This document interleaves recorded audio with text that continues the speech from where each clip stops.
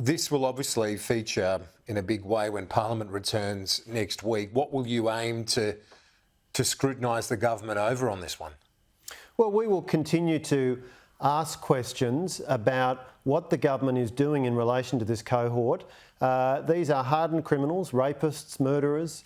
The government has not yet used its powers that we insisted should go into the legislation, and thankfully they agreed to that, powers to go to a court and ask for these detainees to be redetained on the grounds of keeping the community safe. So we'll continue to ask questions about that, about the whole mismanagement of this issue by Andrew Giles as the Minister for Immigration, Claire O'Neill as the Home Affairs Minister. This has just been a litany of incompetence and mismanagement. On another matter, there's been some improvement according to the government's latest numbers on scamming, that people are avoiding the online scams more effectively. But the Assistant Treasurer says Meta is not doing enough on its platforms to try and deal with these issues. It comes at a time when they're pulling out of the news bargaining code as well. Should there be a bipartisan effort now to rein in some of this big tech?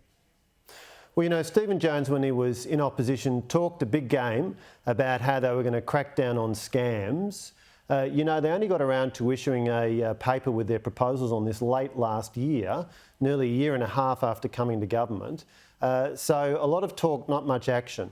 What we know, this has certainly been my experience dealing with Meta and the other digital platforms, Google, Twitter, now X and others, working on online safety. We introduced the Online Safety Act under a coalition government. Of course, we introduced the News Media Bargaining Code, which secured over $200 million in payments by Meta, Facebook and Google to Australian news media businesses. Now, these big digital platforms don't want to incur any greater expenses than they're required to in complying with the law in Australia or frankly anywhere else they operate.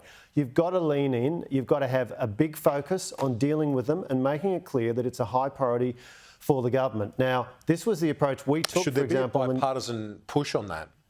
Our strong advice to the government is get serious about this. Let's see the Prime Minister focused on this. Let's see the Treasurer, Jim Chalmers, focused on this. We got the outcome we got out of Meta and Google because from Prime Minister Scott Morrison down, Treasurer Josh Frydenberg, certainly me as Communications Minister, we were very focused on this and that was made very clear to these companies. Now, right now, we've got Stephen Jones talking about it. The Treasurer nowhere to be seen. There needs to be more focus at a higher level from the government on this. These guys, they're big, tough companies. They won't, if they can avoid having additional compliance obligations in Australia, they're very happy to do that. So it takes consistent, sustained work.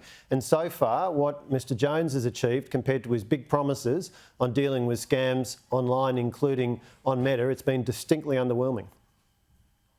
Paul Fletcher, thanks as always. Appreciate it. Thank you.